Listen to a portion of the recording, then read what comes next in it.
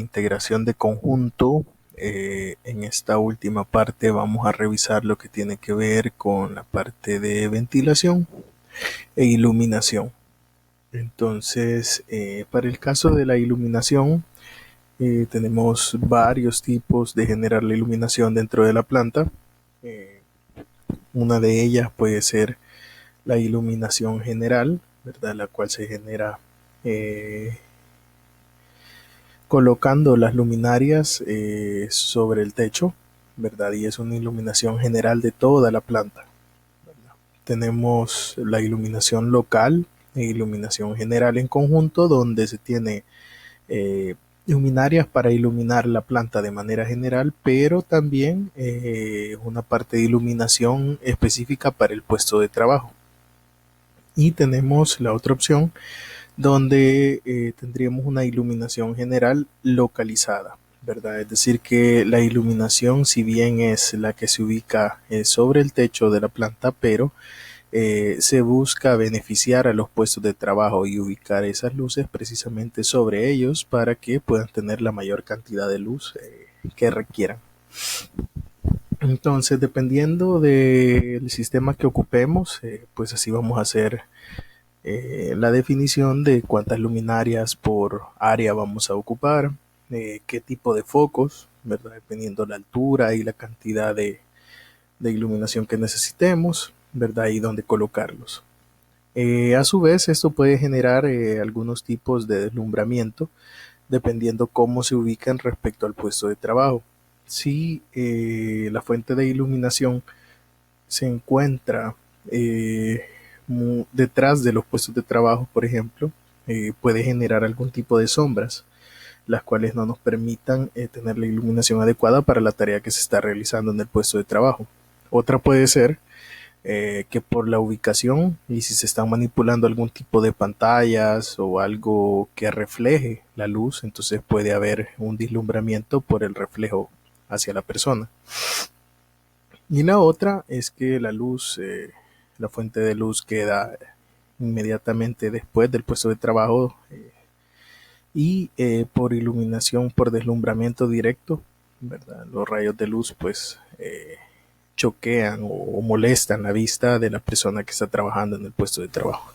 Entonces para esto, si bien sabemos que los diferentes tipos de luminarias que ocupemos pues se pueden ocupar pantallas para minimizar estos deslumbramientos y pues va a ir de la mano también con la intensidad de luz que estemos ocupando, ¿verdad? El diseño de la lámpara que ocupemos, etcétera. Tenemos pues una tabla donde nos indica los valores de luxes que deberíamos de tener según la actividad que se está realizando, ¿verdad? Y esto lo tenemos normado también en la Ley de Prevención de Riesgos Laborales, donde nosotros podemos ver que zonas, por ejemplo, no pensadas para el trabajo continuo o zonas abiertas van a requerir poca iluminación, ¿verdad? Pocos luxes, pero a medida que la tarea se va haciendo más específica y detallada van a ir requiriendo mucho más. Entonces ahí vamos a tener que jugar nosotros con la capacidad de las luminarias que estamos ubicando y qué tan cerca o lejos o en qué forma las vamos a ubicar respecto al puesto de trabajo. Luego tenemos el tipo de edificio, va a ser una decisión que vamos a tener que tomar referente a si trabajamos con edificios de una sola planta o edificios de dos o más plantas, dependiendo lo que requiramos. Sabemos que realizar una infraestructura en segunda o tercera planta involucra que desde un inicio tienen que dejarse los cimientos y las estructuras adecuadas para soportar el peso de lo que se va a tener en los siguientes niveles. Por ende, debe de ser una decisión muy meditada sobre qué es lo que nos conviene utilizar. Por ejemplo, si se prevén cambios frecuentes en la distribución, pues quizás nos va a resultar más útil tener algo en primera planta que en segunda planta, porque si distribuimos las áreas entre dos o tres plantas, probablemente la distribución que generemos no nos va a permitir reordenar posteriormente de acuerdo a lo que se está planeando. ¿verdad? Mientras que en una sola planta, pues tal vez va a ser un poco más fácil generar estos movimientos, ¿verdad? Aunque siempre tienen que pensarse porque, por ejemplo, muelles de carga y cuestiones por ese estilo, va a ser un poco más difícil, ¿verdad? De hacer la movilización, puesto que las estructuras físicas ya quedan detalladas desde el inicio, pero por ejemplo cambios frecuentes en la distribución de la producción, pues sí pueden ser un poco más fáciles en primera planta. Si existe terreno que sea disponible para una posible expansión, pues eso también nos puede orillar a tomar una decisión de trabajar en un solo piso, ¿verdad? Porque muchas veces la limitante de terreno pues nos hace empezar a crecer hacia arriba, ¿verdad? Pero si en este caso tenemos suficiente terreno para expandirnos en la parte baja, entonces pues va a ser quizás más interesante pensar en que la posible expansión se pueda dar hacia los lados y no hacia arriba. Un bajo costo del terreno, por ejemplo, si a la hora de nosotros ubicar nuestra planta, estamos pensando en hacerla en segunda planta, pero habría que evaluar los costos de generar una infraestructura de este tipo. Si el terreno en el que nosotros vamos a comprar es de un costo relativamente bajo. Probablemente eso pese el comprar un terreno lo suficientemente grande para ubicar la planta y posteriormente generar los cambios que se requieran en ese terreno desocupado que compremos, ¿verdad? Entonces todo va a depender de la relación entre el costo de una opción y la otra. Y por último, si se buscan grandes superficies ininterrumpidas de piso, eh, la importancia de la circulación continua de los materiales en los procesos se encuentra en un mismo nivel, con mínimo de obstrucciones. Es decir, imagínense que, por ejemplo, la maquinaria que vamos a ocupar es bastante grande y no la podemos desarmar o no la podemos seccionar. Entonces, obviamente, vamos a requerir mucho mayor espacio de piso, ¿verdad? Para poder tener en un solo nivel toda la maquinaria que vamos a ocupar, si son líneas de ensamble, etcétera, ¿verdad? Tal vez nos conviene tenerlas más a nivel de piso. Y si el flujo de materiales así nos es mucho más óptimo. Por ejemplo, en el caso de una empresa donde yo trabajé, no se pensó originalmente en la expansión, pero a medida que fue creciendo la fábrica, pues hubo necesidad de generar más infraestructura y la decisión fue crear un mezanine a unos 15, 20 metros de altura, ¿verdad? Para poner maquinaria, etcétera. La cuestión es que se ubicó una de las primeras etapas del proceso en la parte de arriba y pues no se hicieron las respectivas valoraciones y por ejemplo se habían dejado únicamente dos ascensores para subir cargas y al empezar a ver la dinámica que esta área tenía ya trabajando allá arriba, pues muchas veces, por ejemplo, los lotes de producción se tenían que trabajar en una hora, hora y media y se trabajaba con el tiempo justo para que las máquinas de la siguiente etapa no pararan. Pero con las colas que se hacían para poder subir y bajar materiales de los ascensores, pues esto generaba paros continuos en la producción, ¿verdad? Entonces son cosas que probablemente no se habían previsto desde el inicio y al hacer una expansión a la carrera y querer construir hacia arriba, pues se toparon con la dificultad de que realmente lo que necesitaban era una dinámica más en el primer piso para no generar este tipo de colas.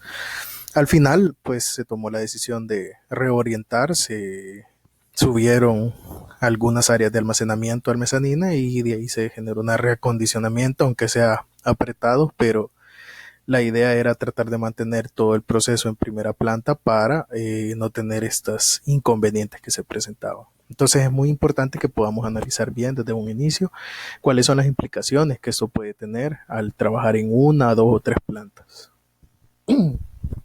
Luego pasamos a la parte de ventilación, que es una parte muy importante tanto para garantizar la inocuidad de nuestros productos en algunos casos, que no haya contaminación de otros productos o algún maltrato físico de ellos por lo que se pueda generar, ¿verdad? A través de la contaminación y también para nuestro personal. Entonces, La ventilación consiste en la eliminación del aire contaminado de un puesto de trabajo o de un espacio de trabajo mediante la sustitución de aire fresco. Aire interior consiste en el aire circulante dentro de las instalaciones de trabajo, ¿verdad? Entonces, básicamente lo que nosotros vamos a buscar aquí es cuidar la calidad del aire que tenemos en las áreas de trabajo, ¿verdad? Entonces, como dice ahí, la calidad del aire es la adecuación a niveles de contaminación atmosférica, cualesquiera que sean las causas que los produzcan, que garanticen que los materiales o formas de energía, incluidos los posibles ruidos y vibraciones, presentes en el aire no impliquen molestia grave, riesgo o daño inmediato o diferido para las personas y para los bienes de cualquier naturaleza, ¿verdad? Entonces, ¿qué efectos puede tener en la salud una mala ventilación? Por ejemplo, en el caso de los ojos, generar irritaciones, escozor, lagrimeo, ¿verdad? En el caso de la nariz, picor, mucosidad, goteo, congestión, estornudos, ¿verdad? Normalmente decimos, es que tengo una alergia, pero muy probablemente es una reacción a un ambiente no grato, ¿verdad? Garganta, por ejemplo, dolor, inflamación, sequedad en los pulmones, sensación de ahogo, tos seca, en la cabeza, dolor, somnolencia, dificultad de concentración, mareos, y cutáneos, pues erupciones, sequedad y algunas otras cuestiones por ahí, ¿verdad? Entonces ya vemos que los impactos en el personal pueden ser altos y mientras más exposición haya a esto, pues pueden ser agravante o generar una enfermedad laboral. ¿De dónde pueden venir los contaminantes? Pues pueden ser contaminantes en el exterior que ingresen a nuestra planta, contaminantes en el interior que los generemos nosotros o el mismo proceso y alguna contaminación biológica que se puede generar tanto en la parte exterior contigua a la planta o en la parte interior por algún tipo de sustancias o condiciones que generen este tipo de bacterias. La contaminación interior, como lo mencionábamos ahí, proviene del propio individuo y el trabajo realizado, ¿verdad? Por ejemplo, si tenemos un área de carpintería cercana a las áreas de producción, pues muy probablemente todas las virutas, el acerrín que se generan en estos talleres se puedan contaminar, o el mismo caso si por ejemplo son bodegas de químicas conectadas con el área de producción, pues los químicos pueden generar algún tipo de molestia si no hay un área o unas condiciones de ventilación adecuadas, pues se van a concentrar los vapores, los olores y todo lo demás que generen los químicos, ¿verdad? Si el proceso, por ejemplo, tienen gases de combustión, estufas, quemadores, etcétera, que puedan generar vapores o gases al interior de la producción y no hay una forma de evacuarlos adecuadamente, pues esto va a generar algún problema, ¿verdad?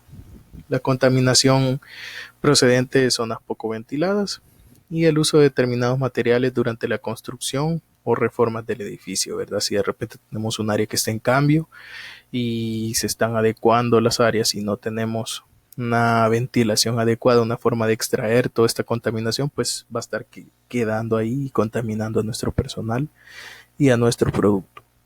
De hecho, pueden generar hasta problemas en la maquinaria, ¿verdad? Dependiendo del tipo de contaminación que se genere. En el caso de contaminación exterior, pues lo podemos recibir a través de ventanas o rejillas, ¿verdad? Al ingresar al edificio, tomas de aire del exterior. Entonces, por ende, es muy importante muchas veces que se puedan proteger ese tipo de ventanas con sedazos, con rejillas, eh, con filtros o cualquier otro tipo de insumo que nos pueda servir para atrapar la mayor parte de particulado, ¿verdad? Que puede ingresar como contaminación física, pero vamos a tener algunas cuestiones microscópicas que van a ser muy difíciles de controlar, ¿verdad? Puede provenir también de los vehículos, ¿verdad? Si por ejemplo es una empresa que está a la orilla de calles y hay una gran circulación, pues obviamente el humo de los carros y todo lo que se pueda generar al exterior pues va a impactar directamente a nuestra planta porque de una u otra forma se van a incorporar este tipo de contaminación, ¿verdad? Cuando hay, por ejemplo, arreglos en la calle, como podemos ver acá, o la misma contaminación de empresas que estén adyacentes. Inclusive cuando son grupos, por ejemplo, que cuentan con plantas de biomasa, quemadores, etcétera, muchas veces ellos tienen que controlar la calidad de aire que están arrojando, ¿verdad? Porque al generar el proceso de biomasa, pues como hay que quemar ciertos materiales, estos pueden, o más bien arrojan al medio ambiente cierta contaminación que si no se logra disipar de manera correcta, pues igual podemos estar contaminando nuestra misma empresa con lo que nosotros estemos generando. Luego tenemos la parte de contaminación biológica, ¿verdad? Son seres vivos microscópicos que causan enfermedades en el ser humano. Se clasifican en virus, bacterias, hongos, parásitos, polen, ácaros, insectos, etcétera, ¿verdad?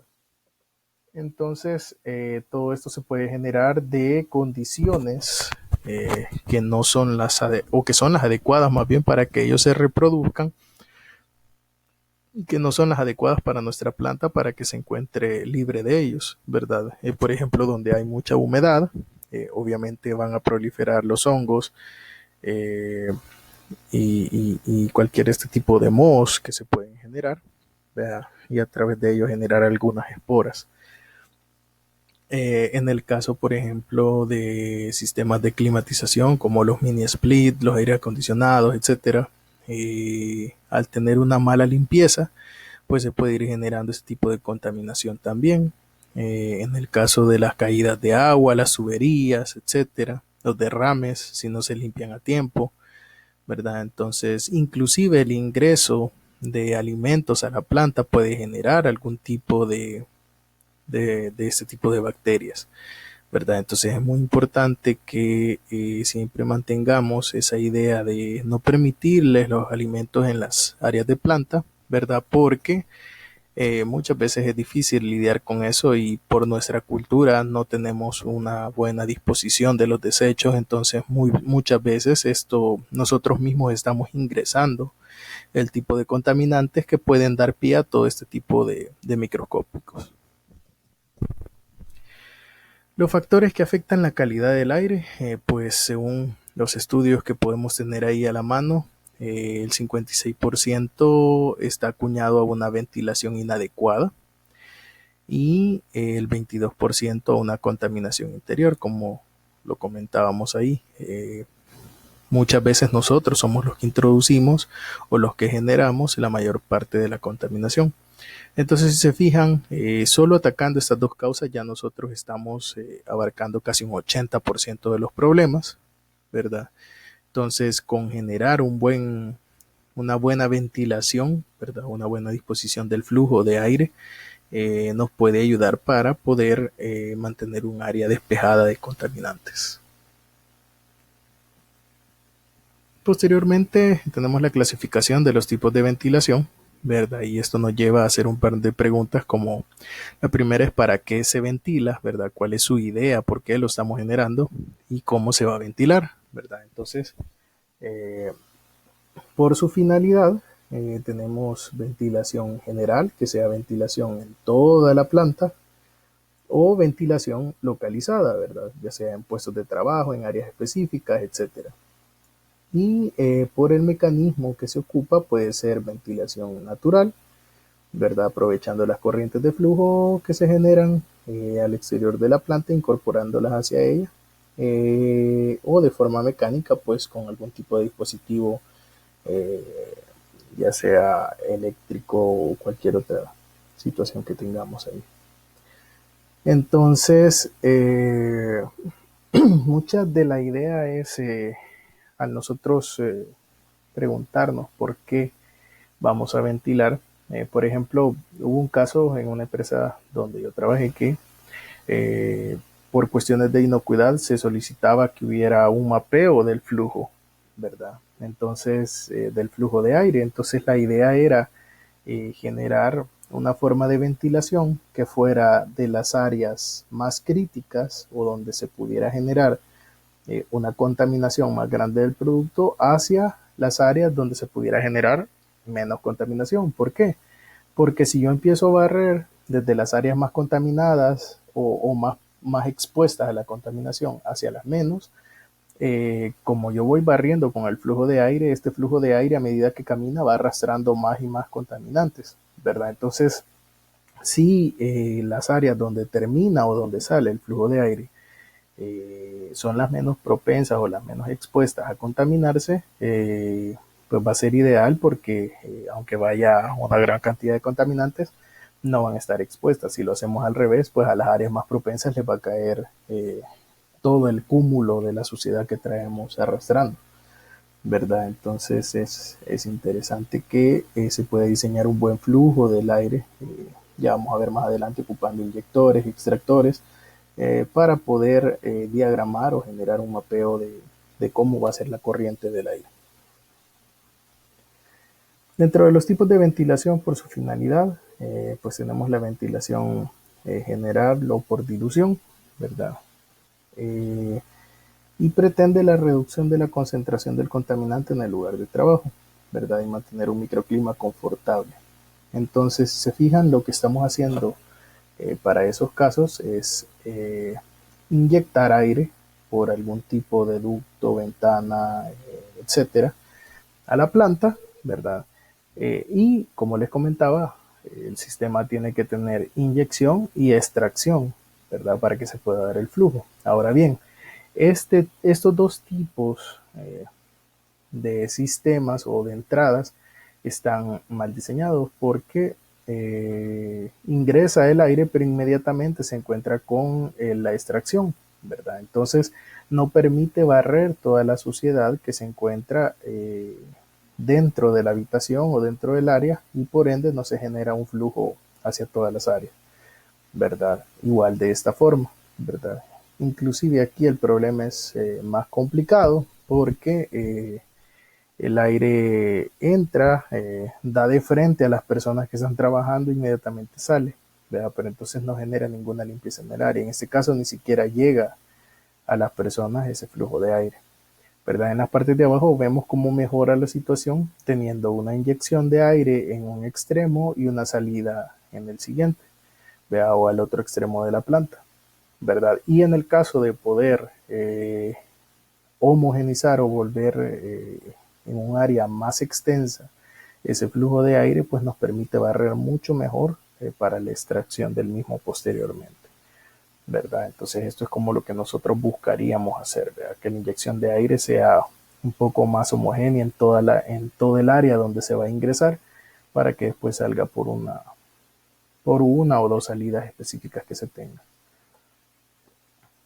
Luego los tipos de ventilación por su finalidad, tenemos ventilación localizada, ¿verdad? Por si es a un área específica, ¿verdad? Por ejemplo, cuando nosotros estamos generando inyecciones de aire, ¿verdad? Muy comúnmente se solicita que donde se hace la inyección del aire hayan sedazos, hayan filtros, cualquier cosa que nos ayude para poder cortar de entrada cualquier contaminante que pueda ingresar a la planta, ¿verdad? Entonces, en cuestiones de inocuidad se vuelve más intenso y más importante por lo mismo, ¿verdad? Que no queremos inyectar contaminación a la planta, ¿verdad? Entonces, por ejemplo, si estamos filtrando aire de una bodega de químicos, pues obviamente vamos a requerir algún tipo de filtro para poder cortar los vapores que puedan irse a través de los ductos, ¿verdad? O puedan moverse de un área a otra. Y por ende se ocupan este tipo de elementos de extracción o de inyección, donde tenemos algún tipo de material filtrante o separador, ¿verdad? Para cualquier tipo de contaminación que podamos tener. Luego, siempre, en la ventilación por su finalidad, ¿verdad? Tenemos ventilación natural, ¿verdad? Que es la que se genera aprovechando las corrientes de aire que tenemos desde el exterior hacia adentro de la fábrica. ¿verdad? Entonces, por eso nosotros vamos a necesitar tener una idea de cómo, en el terreno en el que estamos, cómo podemos aprovechar estos flujos de aire, si es que se generan, ¿verdad? Si, por ejemplo, estamos en un área superpoblada donde tenemos edificaciones a todos lados, pues probablemente no vamos a recibir mucho flujo de aire de ningún lado, ¿verdad? Pero si, por ejemplo, tenemos el espacio suficiente para que se genere algún tipo de corriente, pues es importante saber de dónde a dónde se está moviendo para así diseñar las entradas hacia la planta. En el caso de la ventilación forzada, pues nos valemos de ciertos elementos mecánicos para poder generar el flujo de aire, ¿verdad? Como comentábamos ahí, extractores, ventiladores, inyectores, ¿verdad? Y unidades de tratamiento de aire para ubicarlos en la parte donde nos interesa hacer la inyección de aire y donde nos interesa hacer la extracción del mismo, ¿verdad? Actualmente se ocupan ya muchos sistemas eh, que tratan de ocupar la inyección natural de aire para no consumir tanta energía, ¿verdad? Para volverse edificaciones un poco más verdes, ¿verdad? O que colaboren un poco más con la reducción de los consumos de energía, ¿verdad? Entonces, hay un principio, este efecto de stack, donde nosotros sabemos que el aire caliente pues tiende a subir, ¿verdad? Por su ligereza, ¿verdad? Por tener menor peso, pues tiende a subir. Entonces, esto hace que al evacuarse por alguna chimenea o algún tipo de ventiladores que podamos tener en nuestras fábricas o áreas de trabajo, esto genera un vacío, ¿verdad? Al salir por acá, y esto hace que el aire frío o a menor temperatura entre, y entonces para eso se diseñan inyecciones de aire o rendijas, rejillas, ventanas, etcétera, en la parte baja de la habitación, porque así inyectamos aire frío o aire a menor temperatura en la parte de abajo, y este a su vez va a hacer que el aire caliente suba más fácilmente. Si adentro de la habitación o del área que nosotros estamos trabajando pues se generan todavía procesos que generan calor, etcétera, pues todavía va a ser mucho más fácil porque esto va a empujar a que el aire suba, ¿verdad? Y entonces se está generando un ciclo, ¿verdad?, de flujo de aire que nos permite mantener el cuarto a una temperatura mucho más fría, ¿verdad? Que si no lo hiciéramos de esta forma, ¿verdad? Entonces es una forma en cómo se ocupa. Por ejemplo, tuve la oportunidad una vez de ver en ITCA que ocupan esto para aquí en la parte de Santa Ana, en donde está su sede aquí en Santa Ana, y tienen una escuela de alimentos también. Y tienen un par de edificios así algo pequeños, pero donde se preparan alimentos y pues ustedes saben, tienen hornos, cocinas, etcétera. Entonces el calor era insoportable. Hicieron estos diseños y uno puede estar adentro de la cocina fácilmente y está a una temperatura súper relajada, ¿verdad? A diferencia de cómo podría estar sin ningún tipo de ventilación o con una ventilación de otro tipo. Y obviamente no podemos tener refrigeración, ¿verdad?, aire acondicionado, etcétera, porque pues si adentro se están generando procesos de calor, lo que vamos a hacer es encarecer el uso de ese equipo, pues porque vamos a estar batallando contra extraer ese calor e inyectar aire frío que adentro lo van a estar calentando, ¿verdad? Mientras que aquí el proceso se da de manera natural. ¿Cuándo usar la ventilación forzada? Pues cuando el tipo de construcción no conduce a una ventilación natural, como hablábamos, ¿verdad? Si tenemos paredes por todos lados, más edificios, y no va a haber ningún flujo de aire, pues obviamente nos va a tocar ocupar este tipo de dispositivos. Cuando existe una atmósfera contaminada sin existir fuego y sea necesario despejar un espacio confinado, ¿verdad? Por ejemplo, como dicen ahí, si hay una contaminación y no hay fuego, pues obviamente podemos ocupar ese tipo de sistemas para hacer una evacuación mucho más rápida, ¿verdad? De lo que puede generar un flujo de aire natural. porque nosotros aquí ya podemos ocupar una velocidad de aire adecuada para el tipo de contaminación que tenemos. Y cuando el área contaminada al interior de un espacio confinado sea tan grande que la ventilación natural se haga impracticable o ineficiente, ¿verdad? O sea, muchas veces nosotros podemos tener un buen flujo de aire para el ingreso, pero si el área es demasiado grande al interior se pierde este flujo, ¿verdad? Entonces vamos a necesitar impulsarlo con algún tipo de elementos mecánicos para dar un poco más de velocidad o de mantener estos flujos. Equipos de ventilación forzada, pues como hablábamos ya, los eyectores de humo, ¿verdad? Eh, los que se hacen a través de un ducto o bien instalados en los accesos, ¿verdad? Para impulsar aire o para extraer aire. Ventiladores de cualquier tipo, ¿verdad? De pie, de empotrar, de techo, etcétera, donde nos puedan ayudar a dar una ventilación focalizada, ¿verdad? Algún área de trabajo o algún espacio donde, por ejemplo, tengamos personal o tengamos un proceso que no requiere de guardar el calor, porque, por ejemplo, podemos tener un área donde lo que nos interesa es, por ejemplo, subir temperatura, y si yo le estoy inyectando aire, pues lo que voy a hacer es volver menos eficiente mi proceso, porque me va a tardar mucho más inyectar temperatura al proceso, ¿verdad? Eso pasa con diferentes máquinas que trabajan con ayuda de calderas, por ejemplo, y requieren de vapor, ¿verdad? Entonces obviamente necesitamos mantener esa temperatura porque estamos subiendo temperatura en un proceso, por ejemplo, de pintura, ¿verdad? De pintura de telas o de cualquier otro tipo de calor, ¿verdad? Donde estamos en cocción de alimentos, etcétera. Y entonces si nosotros inyectamos aire directamente hacia las partes donde necesitamos mantener el calor, pues obviamente no va a seguir la curva de calentamiento que nosotros estamos esperando. Por último tenemos también los pitones, que son pitones con chorro de neblina, que provocan una corriente de aire que puede ser empleada como método hidráulico de ventilación, ¿verdad? Tenemos las medidas de referencia, como medidas de referencia y control, ¿verdad? Que según el Reglamento General de Protección de los trabajadores no deben de estar expuestos a corrientes de aire cuya velocidad exceda los siguientes límites. Y aquí nos dan para cada uno de los tipos de trabajo, por ejemplo, trabajo en ambientes no calurosos, no es ideal que tengamos flujos mayores a 0.25 metros por segundo. Trabajo sedentario en ambientes calurosos, por ejemplo, no mayores a 0.5 metros por segundo.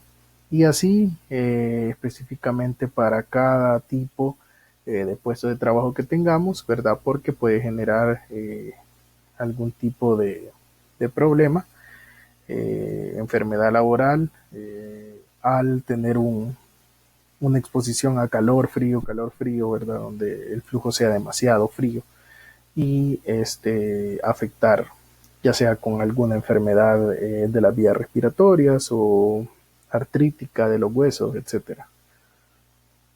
¿Cómo medir la velocidad del aire? Pues hay instrumentos, ¿verdad?, de medida de velocidad de aire como los velómetros y los termoanemómetros, que constan de una sonda y un medidor. Requieren de calibración, ¿verdad? Y de calibración periódica también para ver que estos están dando lecturas adecuadas. Y estos sirven para medir el flujo de aire en las bocas de expulsión, ¿verdad? De los diferentes conductos que nosotros tenemos para inyección de aire. Ahora bien, les cuento una situación que nos pasó a nosotros, por ejemplo, cuando estábamos trabajando en esta planta para implementar inocuidad alimentaria, se nos requería hacer un mapeo de cómo era el flujo de aire, ¿verdad? Y por el alto inversión que requiere una transformación de una planta de este tipo a una planta de cumplimiento a normativas de inocuidad, imagínense que solo para una planta creo que se invirtieron alrededor de $200,000 o $300,000 solo para adecuar la infraestructura. Entonces obviamente andábamos rebuscándonos cómo disminuir los costos, ¿verdad? Y había una empresa que nos ofrecía hacer todo este mapeo de aire, ya del flujo de aire, para ver como les comentaba, que fuéramos de áreas menos expuestas a la contaminación hacia áreas, perdón, de áreas más expuestas a la contaminación a áreas menos expuestas. Entonces, solo por hacer el estudio creo que nos estaban cobrando como 20 o 25 mil dólares. Entonces, fue como que no nos podíamos permitir eso y pues ideamos un método empírico bastante poco ortodoxo, donde amarramos unas tiras de papel a un palo de trapeador y con eso empezamos a ver cómo, hacia dónde se movían los vectores de aire, ¿verdad? Y empezamos a mapear en diferentes puntos para por lo menos, aunque no pudiéramos tener cuál era el flujo de aire que teníamos, ¿verdad? Medido ya en velocidad, pero por lo menos tener una idea de cómo se movía dentro de la planta, ¿verdad? Entonces eso es importante porque nosotros vamos a saber de qué áreas a qué áreas se están moviendo los contaminantes que pueda arrastrar este flujo de aire. Por último, la Organización Mundial de la Salud tiene una guía para calidad de aire para áreas que tienen que trabajar con diferentes compuestos que son nocivos para la salud, ¿verdad? Pero desgraciadamente muchas veces hay que trabajar ahí con su respectivo equipo de protección personal, pero igual se recomiendan ciertos tiempos de exposición a ciertas concentraciones, ¿verdad? Entonces, por ejemplo, ahí para el dióxido de azufre, a una concentración máxima de 500, imagino que son partes por millón, eh, debemos de estar no más de 10 minutos. Y así respectivamente, para cada tipo de concentraciones nos están dando ahí qué tanto podemos aguantar. Entonces la idea sería de que si hay colaboradores que tienen que trabajar en esa área, tenemos que tomar en cuenta para el trabajo cuánto pueden estar expuestos a estos y cómo se tiene que hacer la rotación del personal para que descansen de la exposición a estos elementos. Por ejemplo, en una textilera que trabajé teníamos una bodega de hidrosulfito de sodio. Y básicamente solo se entraba para retirarlo, llevarlo al proceso, distribuirlo y incorporarlo a las máquinas, ¿verdad? Pero en algunos momentos había que hacer limpieza en las áreas porque se mantenía bastante sucia, porque se derramaba, etcétera. Entonces, el hidrosulfito de sodio tiene dos condiciones. Primero, que es altamente explosivo y segundo, que, o sea, reacciona con el agua y lo otro es que es un polvo que es cancerígeno, ¿verdad? Si lo respiramos, nos puede dañar rápidamente y de hecho pueden quedar hasta inconscientes después de un tiempo. Entonces, la idea de esto es que, por ejemplo, al inicio teníamos esa bodega tapada o cerrada con un portón, ¿verdad?